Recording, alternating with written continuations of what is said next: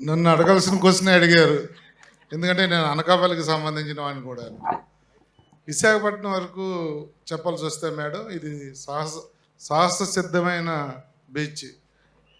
తయారు చేసిన బీచ్ కాదు.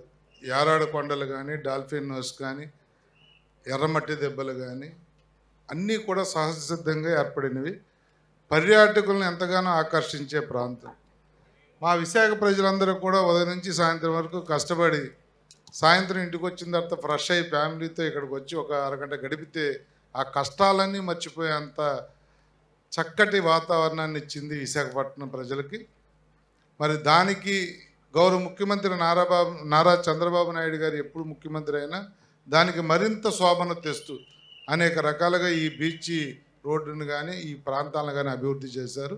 మనస్ఫూర్తిగా వారికి ధన్యవాదాలు తెలియజేస్తూ పోతే ఇంకా అనకాపల్లి మాది పెందుర్తి నియోజకవర్గం, సగం విశాఖపట్నం సగం అనకాపల్లి జిల్లాలో ఉంటాం.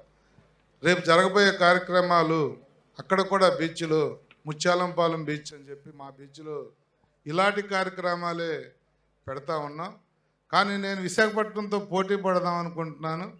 ఇక్కడ కన్నా బాగా చేసి మొదటిసారి అనకాపల్లి ఉత్సవం చేస్తున్నప్పుడు ఇక్కడ కన్నా బాగా అనకాపల్లిలో జరిగింది అనిపించుకున్నట్టుగా చేయాలని చెప్పి నేను ఖచ్చితంగా రావాల్సిందే చేయాలని చెప్పి ప్రయత్నిస్తా ఉన్నా.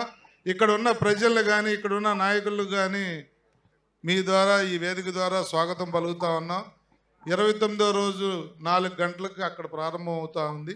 ఆ రోజు అందరూ కూడా అక్కడికి కూడా వచ్చి మేము చేసే కార్యక్రమాలు కూడా చూసి ఆశీర్వదించాలని కోరుతా ఉన్నాం.